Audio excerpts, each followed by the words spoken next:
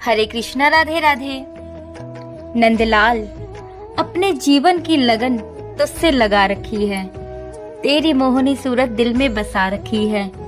एक बार अपनी मधुर मुरली की तान तो सुना दे रे कान्हा, बस एक छोटी सी आस तुझसे लगा रखी है। बोलो बाके बिहारी लाल की जय, मोर मुकुट बंसी वाले की जय, राधा श्याम की जय। एक बात तो बिल्कुल सत्य है कि हमारे बाके बिहारी जी की सूरत है ही इतनी मनमोहक कि एक बार जब उनको देख लो ना, उन पर से हमारी नजर हटती ही नहीं है। कितना भी दुख हो, कितनी भी चिंता हो, एक बार उनके दर्शन करने मात्र से सुकून मिल जाता है, सारी चिंताएं खत्म हो जाती है। बस एक बार देर होती है अपने कान्हा के सामने, अपने ठाकुर जी के सामने अपने हाथ फैलाने की। वो किस तरह से हमारी चिंताओं को, किस तरह से हमारी परेशानियों को दूर कर देते हैं, हमें खुद नहीं पता चलता। वो कब कैसी लीला कर जाते हैं हमें खुद ही पता नहीं होता, लेकिन बाद में हमें उस चीज का ज्ञान आता है कि हाँ, कान्हा जी ने हमारी किस प्रकार से मुसीबत में सहायता की थी।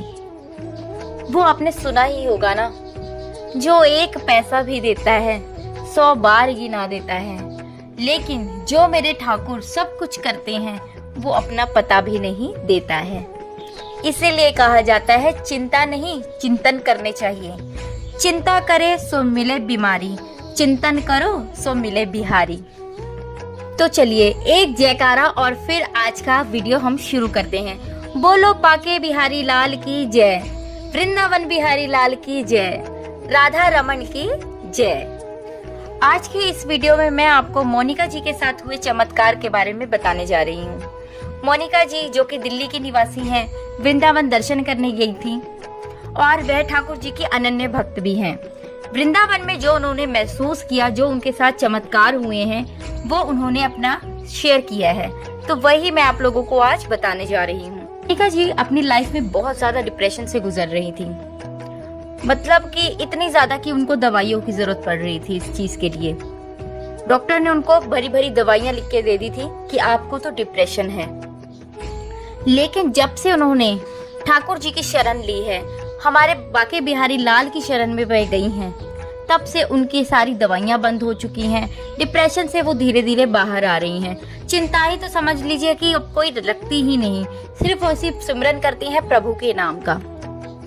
और अब तो मान लीजिए उनको ऐसा लगता है कि उनको कभी कोई दिक्कत हुई ही नहीं होगी। उनको खुद को बिलीव नहीं होता इस चीज के बारे में कि उन्हें कभी कोई दिक्कत रही होगी, डॉक्टर ने उन्हें कभी दवाइयां भी दी होंगी, मतलब वो खुद विश्वास नहीं करती। आज से लगभग 1 साल पुरानी बात होंगी जब वह पहली बार वृंदावन गई थी। कान्हा जी के दर्शन मात्र से उनको इतना सुकून मिला, इतना आराम मिला, सारी परेशानियां दूर हो गई।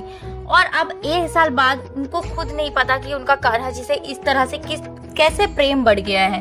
मान लीजिए कि एक आत्मा को जुड़ाव हो चुका है उनका, मतलब अपने कान्हा जी को वो इतना मानती है, अपने घर में रखती हैं, उनको अच्छे अच्छे पकवान खिलाती हैं, अपने सारे दुख सुख उनके साथ शेयर भी करती हैं। मतलब कान्हा जी को वो सिर्फ और सिर्फ भगवान नहीं, अपना मित्र, अपना मतलब एक घर का सदस्य जैसा मानती हैं। वो कहते हैं ना, श्याम नाम अनमोल खजाना, जो बोले वो पाएगा, बाकी सारा इस धरा का यही धरा रह जाएगा। कहते हैं ना, जहाँ दवा काम नहीं आती वहाँ दुआ काम आ जाती है। बात है सन 2023 की, जब मोनिका जी दूसरी बार वृंदावन गई थी। आसपास के पड़ोसी और उनके बच्चे, मतलब कि कुछ लेडीज ने अपने आप ही मिलकर वृंदावन का प्रोग्राम बना दिया। प्लान तो उनका यही था कि वह सवेरे वाली गाड़ी से जाएंगी और शाम तक वह घर वापस आ जाएंगी, क्योंकि हर किसी के घर का अलग हिसाब किताब होता है। जो उनके हस्बैंड लोग वगैरह थे, उनको ऑफिस जाना होता है, काम पे भी जाना होता है, बच्चों का टिफिन वगैरह भी बनाना होता है। तो उन्होंने यही प्लान बनाया था कि वे शाम तक घर पे आ जाएंगी, ताकि सवेरे के काम को अपने दोबारा से रूटीन वाइज शुरू कर सके। अगली सुबह ही 7 लेडीज और 3 बच्चे वृंदावन के लिए निकल पड़े। ट्रेन में बैठे, मथुरा उतरे, वृंदावन गए, तब तक दोपहर हो चुकी थी। दोपहर में पट बंद हो चुके थे, तो उन्हें दर्शन नहीं हुए। तो सभी लेडीज ने प्लान बनाया कि सुबह के दर्शन तो हो नहीं पाए, तो चलो शाम के ही दर्शन वृंदावन बिहारी जी के करके जाएंगे। और कहते हैं ना, इंतजार का फल मीठा होता है। उन्होंने इंतजार किया और शाम को बहुत ही अच्छे खुले दर्शन हो गए। बिहारी जी की मुस्कान देखी, उनकी बाकी अदा देखकर तो जैसे उनकी सारी थकान ही दूर हो गई हो। पता ही नहीं चला कि वे सवेरे की निकली हुई हैं और शाम तक यहीं बैठी हुई हैं। कोई थकान नहीं है उनको। मन को एकदम से तृप्ति मिल गई। आंखें तो उन पर से जैसे हट ही नहीं रही थी। चलो दर्शन करते करते समय हो गया 7:30 बजे का। अब जैसे ही समय देखा कि 7:30 बज चुके हैं, सभी जो लेडीज थी वो दिल्ली की ही थी। उन्होंने सोचा कि अब वृंदावन से दिल्ली जाने में थोड़ा टाइम भी लगेगा, तो अब निकलना चाहिए, क्योंकि उन्हें टाइम से घर पहुंचना है और सुबह की अपने सारी जिम्मेवारियां भी संभालनी हैं। अब उन्होंने सोचा कि फटाफट से एक रिक्शा कर लेते हैं, रिक्शा लेके बस स्टैंड तक पहुंच जाते हैं, क्योंकि ट्रेन का समय तो देखिए निकल ही चुका था। अब रिक्शा पता किया तो रिक्शे वाले ने कहा कि मैं तो 100 रुपए सवारी लूंगा, मतलब जो ई रिक्शा होता है ना, वो वाला रिक्शा किया। और उसने ये भी कहा कि मैं एक साथ तो नहीं बिठा सकता इतने सबको, क्योंकि 7 औरतें थी और 2 बच्चे भी थी। 9 जनों को एक साथ मैं ई रिक्शा पे नहीं बिठा सकता, आपको अलग अलग जाना होगा। लेकिन सभी औरतें साथ ही जाना चाहती थी, अलग अलग नहीं जाना चाहती थी, क्योंकि शाम का समय भी हो गया था। वो लोग वैसे ही बहुत टेंशन में थी, उनको डर लग रहा था उनको आगे बस मिलेगी कि नहीं मिलेगी, कब मिलेगी, कहीं देर से ना पहुंच जाए। मतलब ये सारी चिंताएं उनको वैसे ही सता रही थी। अब तो बस उनको एक ही आस दिखाई दी, बस प्रभु की आस। उनका सुमरन किया कि देखो बाके बिहारी जी, आप ही के दर पर आए थे दर्शन करने के लिए, अब आप ही को ही राह दिखाएंगे। अब हम सारे तो यहाँ पे फंस गए हैं, अब हमें सुरक्षित हमारे घर पर पहुँचा दीजिए, क्योंकि अगर ज्यादा रात होगी तो घर वाले भी गुस्सा करेंगे। जब भक्त पुकारे और भगवान ना आए, ऐसा कभी हो सकता है? थोड़ी ही देर में एक ई रिक्शा उनको अपनी ओर आता दिखा। ई रिक्शा चालक की उम्र होगी कुछ 24 या 25 साल की। वह ई रिक्शा उनके पास आया, उन्होंने रोका। उन्होंने कहा कि भैया बस स्टैंड तक जाना है, कितने रुपए सवारी लोगे? तो ई रिक्शा वाले ने कहा 60 रुपए सवारी दे देना। सभी औरतें और बच्चे बैठ गए, बैठ के बस स्टैंड की तरफ जाने लगे। बस स्टैंड पहुंचे तो दिल्ली के लिए तो कोई बस ही नहीं मिली उनको। ट्रेन का टाइम पहले ही निकल चुका था और कोई बस भी नहीं खड़ी थी। समय वैसे ही निकलता जा रहा था, अंधेरा होने वाला था। बस न मिलने पर उनको और भी ज्यादा टेंशन हो गई, क्योंकि शाम का समय था, अंधेरा होने वाला था, बच्चे भी साथ में थे, घर से किसी बड़े को भी नहीं लेके आए थे, अपनी इच्छा अनुसार आए थे। घर वालों के बार बार फोन आते जा रहे थे, क्या जवाब दे कि अभी तक वहीं पे खड़ी हैं। किसी की हिम्मत भी नहीं हो रही थी सच बोलने की, लेकिन करते भी तो क्या करते।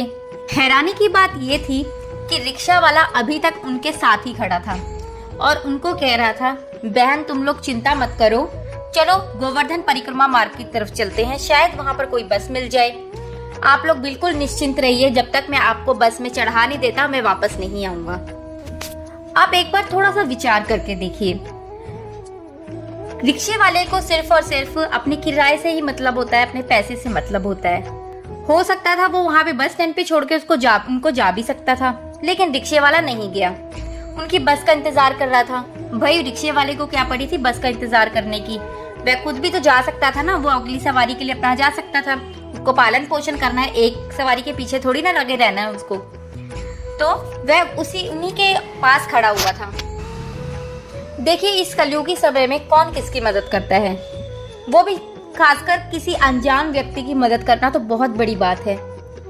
केवल 60 रुपए में वह उनको बस स्टैंड तक लेके गया और अब कहता है कि वो उनको गोवर्धन परिक्रमा मार्ग तक लेके जाएगा बिना किसी पैसे की बात किए। रिक्शे वाले का ऐसा व्यवहार देखकर उन सभी औरतों की थोड़ी सी टेंशन तो कम हुई कि चलो इसने बस में चढ़ाने की बात की है तो ये बस में बिठा ही देगा, बस तक तो पहुंचा ही देगा। थोड़ी सी एक आशा की किरण दिखाई दी। सभी की सभी औरतें और बच्चे वापस से रिक्शे पर बैठ गए। मोनिका जी की एक फ्रेंड जो कि रिक्शे वाले के साथ आगे बैठी हुई थी, जैसे कि मैंने आप लोगों को बताया कि काफ़ी मतलब कि 6 औरतें 3 बच्चे थे, तो रिक्शे में जगह कम होने की वजह से एक औरत आगे की तरफ बैठी हुई थी। तो उन्होंने क्या देखा कि रिक्शे में तो बैटरी ही नहीं है, बिना बैटरी के रिक्शा कैसे चल रहा है। उनको चिंता हो गई, वो कुछ बोलना चाहती थी कि रिक्शे वाले ने पहले ही उनको इशारा कर दिया कि वह चुप रहें, क्योंकि बाकी औरतें पहले ही बहुत ज़्यादा टेंशन में हैं, इससे उन्हें और भी ज़्यादा टेंशन हो जाएगी। इसलिए मोनिका जी की फ्रेंड चुप हो गई। बातों ही बातों में पता चला कि जो रिक्शे वाला है वो झांसी से है। थोड़े समय पहले ही वह वृंदावन आया है और यहाँ के बारे में उसको बहुत ज़्यादा कुछ नहीं पता। लेकिन जब वो मथुरा की छोटी छोटी गलियों से रिक्शा ऐसे निकाल रहा था कि जैसे मानो कि उसको वृंदावन के बारे में, मथुरा के बारे में बहुत कुछ पता है, बहुत कुछ जानता है वो। खैर, क्या कहा जाए इस बारे में। चलो, बातों बातों में रास्ता भी कवर हो गया और मोनिका जी और उनके सभी फ्रेंड्स को बस आखिर मिल ही गई। वह बस में चढ़े। वादे के अनुसार रिक्शे वाले ने उनको बस में बिठाया, उनका सामान चढ़ाया, बच्चे चढ़ाए और वहां से फिर निकल गया। उस समय मोनिका जी ने रिक्शे वाले से सिर्फ कहा कि आज तो भैया तुम हमारे लिए बिहारी जी ही बनकर आए हो, तुम ना होते तो हमें अभी तक बस मिल ही ना पाती। खैर, मोनिका जी ने उस समय तो कुछ गौर किया नहीं, बस इतना बोलकर वो बस में बैठकर पहुंच गई। लेकिन घर पहुंचने के बाद जब मोनिका जी ने शांत मन से इस बात को सोचा तो उन्हें साक्षात बिहारी जी का चमत्कार ही नजर आया इसमें। वरना कौन करता है किसी के लिए इतना। आजकल के समय में जबकि कोई अपने भी साथ छोड़ देते हैं तो एक अनजान व्यक्ति कोई किसी के लिए क्यों इतनी तकलीफ उठाएगा। अच्छा, आप बताइए, आपको क्या लगता है कौन होगा वो? क्या वाकई वो हमारे बाकी बिहारी जी होंगे या फिर कोई भला इंसान होगा जिसने इंसानियत के नाते उनकी मदद की होगी? आप बताओ, आपका मन क्या कहता है? चलो, मान लिया कि कोई वो भला इंसान होगा जिसने इंसानियत के नाते उनकी मदद कर दी, लेकिन बिना बैटरी के रिक्शा उसने कैसे चलाया? वो भी भरी हुई रिक्शा, 6 औरतें, 3 बच्चे और वो खुद भी भरा हुआ रिक्शा उन्होंने बिना बैटरी के कैसे चलाया? और देखिए, उन्होंने कितना लंबा सफर भी तय किया। वृंदावन से मथुरा, मथुरा से गोवर्धन जी गए। क्या ये कोई आसान बात है? अच्छा छोड़ो, ये भी छोड़ो, उन्होंने एक्स्ट्रा पैसे की बात क्यों नहीं की? इतना लंबा सफर तय करने के बावजूद भी रिक्शे वाले ने कोई भी एक्स्ट्रा पैसे की बात नहीं की। और ये जो सेम प्रश्न कोई मुझसे पूछे ना, तो मेरा दिल और दिमाग सिर्फ और सिर्फ एक ही बात कहेगा कि ये कुछ और नहीं, सिर्फ बाकी बिहारी जी का चमत्कार ही था। आप लोगों को क्या लगता है? कमेंट में अपनी राय जरूर दीजिएगा। तो मिलते हैं नेक्स्ट वीडियो में। राधे राधे।